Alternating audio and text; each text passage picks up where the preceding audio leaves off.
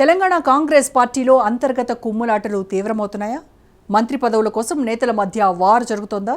ఇన్ని రోజులు చాప కింద నీరులా ఉన్న విభేదాలు బహిర్గతమవుతున్నాయా? జానారెడ్డిపై రాజగోపాల్ రెడ్డి బహిరంగంగా విమర్శలు చేయడానికి కారణమేంటి? నిజంగానే రాజగోపాల్ రెడ్డికి మంత్రి పదవి రాకుండా జానారెడ్డి ప్రయత్నాలు చేస్తున్నారా?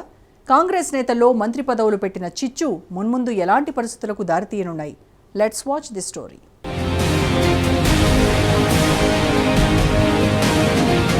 జానారెడ్డి వర్సెస్ రాజగోపాల్ రెడ్డి. కాంగ్రెస్ లో చిచ్చురేపిన మంత్రివర్గ విస్తరణ. రాజగోపాల్ రెడ్డికి పదవి ఖాయమని ప్రచారం. జానారెడ్డి లేఖ రాయడంతో మారిపోయిన సీన్. ఈ నెలలో మంత్రివర్గ విస్తరణ ఉండబోతోంది. కోమటిరెడ్డి రాజగోపాల్ రెడ్డికి మంత్రి పదవి ఖాయమంటూ జోరుగా ప్రచారం కొనసాగింది. కానీ చివరకు మంత్రివర్గ విస్తరణకు బ్రేక్ పడింది. మంత్రివర్గ విస్తరణకు బ్రేక్ పడడానికి జానారెడ్డి కారణమని పార్టీలో చర్చ జరుగుతోంది. కేవలం రాజగోపాల్ రెడ్డికి మంత్రి పదవి రాకుండా చేసే ఉద్దేశంతో కాంగ్రెస్ అధిష్టానానికి జానారెడ్డి రాసిన లేఖనే ఇందుకు కారణమనే చర్చ జిల్లాల్లో జోరుగా కొనసాగుతుందట. గత కొంతకాలంగా ఇదే విషయంపై మౌనంగా ఉన్న రాజగోపాల్ రెడ్డి ఒక్కసారిగా ఓపెన్ కావడంతో కాంగ్రెస్ పార్టీలో కల్లోలం మొదలైందట.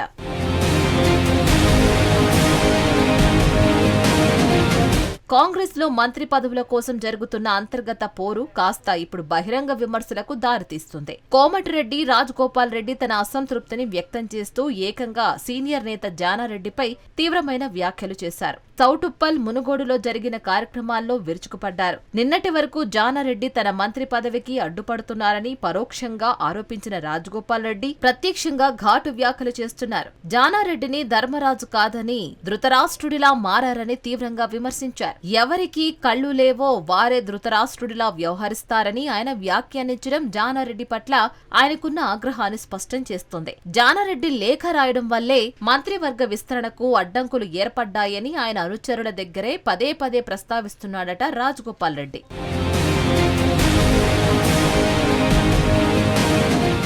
నల్గొండ జిల్లాలో బలమైన రాజకీయ కుటుంబాల మధ్య పరోక్షంగా జరుగుతున్న ఈ ఆధిపత్య పోరు ఇప్పుడు వ్యక్తిగత విమర్శలకు దారితీసింది. కోమటిరెడ్డి రాజగోపాల్ రెడ్డి బహిరంగంగా జానారెడ్డిని టార్గెట్ చేయడంతో కాంగ్రెస్ పార్టీలో ఒక్కసారిగా అలజడి మొదలైంది. ఈ జగడం పార్టీలో చీలిక తెస్తుందా అని జిల్లాల్లో చర్చ జరుగుతోంది. ఒక్కసారిగా జరిగిన ఈ పరిణామం పార్టీ శ్రేణులను అయోమయానికి గురిచేస్తుందట.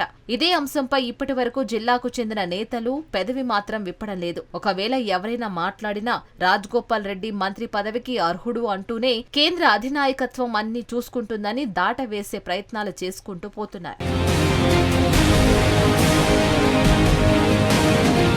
నల్గొండ జిల్లా కాంగ్రెస్ లో జానారెడ్డి వర్సెస్ కోమటిరెడ్డి రాజగోపాల్ రెడ్డిగా మారిన సీన్ భవిష్యత్తులో పార్టీకి పెద్ద తలనొప్పిగా మారే అవకాశం ఉంది అనే చర్చ కాంగ్రెస్ శ్రేణుల్లో జరుగుతోంది. సీనియర్ నేతల మధ్య మొదలైన విభేదాలు పార్టీ శ్రేణుల్లో మాత్రం తీవ్ర నైరాస్యాన్ని నింపుతున్నాయట.